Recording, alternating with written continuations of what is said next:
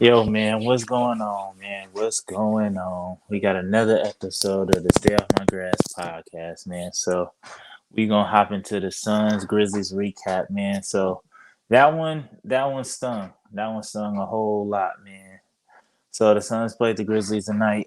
No Jay Crowder, no DeAndre Ayton, no Monty Williams. And we came out there. We was battling a 15, 16 point deficit kind of all night. They was kind of taking advantage of us down low in the post. Like it was just a mismatch all night. Even though Steven Adams didn't really score a lot, he just affected the game just because off the pick and roll. I feel like we had to account for it so much, and we just overcompensated. And then JaVale McGee didn't do us no favors with getting in foul trouble. But I feel like this game kind of showed a little bit of just like why you can't kind of rely on JaVale McGee, like especially well in a bigger role than what he got. Like I feel like off the bench, this is like perfect situation for him, stuff like that. But it's nice like tonight where it's just like you see why. And I think Suns, we just need some more size down there, or we need another backup, or we need backup bigs or another I feel like a good solid power forward that, you know what I'm saying, got some good weight on him would do because we do got, like I said, we was missing DeAndre Ayton, Jay Crowder, even though Jay Crowder is more of a like a small ball kind of power forward. But we was missing them two, and then on top of that, we don't have Frank, and then on top of that, we don't have Dario, and it's just like tonight was the night where it was just like, all right, I think James Jones, we need to before the trade deadline or whatever the case may be, or just some of these G League talent out there. You know what I'm saying? There's a lot of G League talent out there that look good and that could fit in with this team. I feel like it's time to just pull up one of the, you know what I'm saying, one of the centers out there, one of the power forwards. So maybe we can get that, make that happen. So more into the game, more.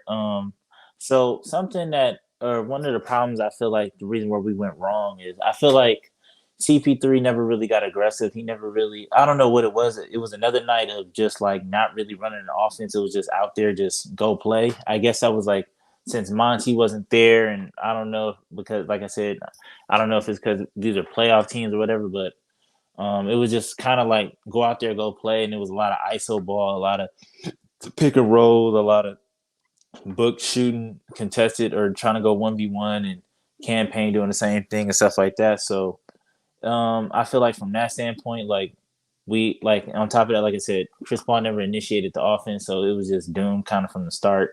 And then he never got aggressive, and then he didn't. He hit a clutch one at the end. He got a clutch and one at the end, and that was really it. But he had his little 10 and 10, and that's pretty much it. But I feel like I understand that he's trying to pace himself, but I feel like sometimes he got to realize that we need him. We're better when he's in attack mode, when he's more of a threat. Because out there, it was kind of like, well, Booker got hot, and it was just like, all right, like once they zone in on Book, then nobody else had it going. Like Cam Johnson didn't get it going until later on in the game, in like the third or the second half, or whatever the case may be. Luckily, he started to be his running partner a little bit in it.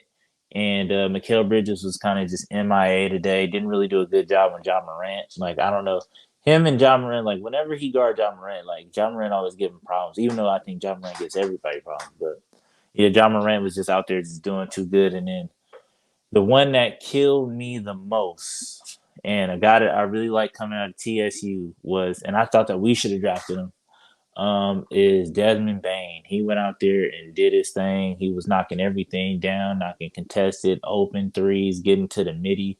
And I was just like, yep.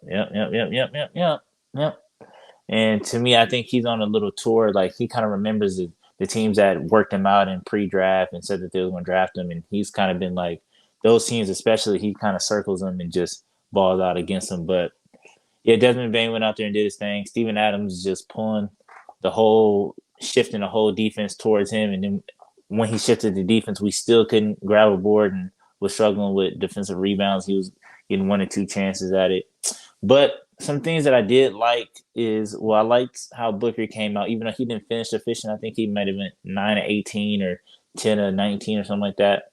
I think that he went. I feel like he's starting to catch his feet under him, coming back from the hamstring injury and stuff like that, starting to get it going. I just feel like I wish that he would just pick better spots. You know what I'm saying? Like to because he can kind of get anywhere he wants to at any time. But I just feel like I wish that he would just choose better spots instead of like trying to like kind of go for the flow of the game, if that makes sense. Even though that sounds crazy, like I feel like he's at his best when he's like when he knows where he's going with the ball, opposed to like a fast break kind of situation where you just stumbling, fumbling to the basket and you're trying to lean in and get fouls, and then most of the times, like 8 times out of 10, they're not going to give him the foul for whatever reason. He still, I guess, hasn't earned that respect yet. But I feel like that's when he's at his best, when he's slowed down and he can pick his spots and pick where he want to get to instead of just putting his head down and just going. You know what I'm saying? But I do appreciate the little thrill that he sent us on. You know what I'm saying? With what was it? 8 seconds left, 5 seconds left in the game. He came out and just with 8 seconds left, he came out, gave us a nice little open three, put us up one, and I thought that that was it. I thought that we could clamp up one play, but it is what it is. We're 25-7 now. I mean, it's cool. It's not like I'm not too down bad. I do want to kind of keep pace with the Warriors and stuff like that, just for the best team in the league and stuff like that. And then the Jazz aren't too far behind us either, so it's like I kind of want to keep them at bay too. But it wasn't too crazy. I feel like it could have been better, but I feel like with the circumstances, I feel like we played the best we could have. Well, in the second half at least, because it was just we came out one of those games we just came out flat, and the only person that came to play really was D Book. Like Landry Shamet was missing, Cam Johnson was missing early.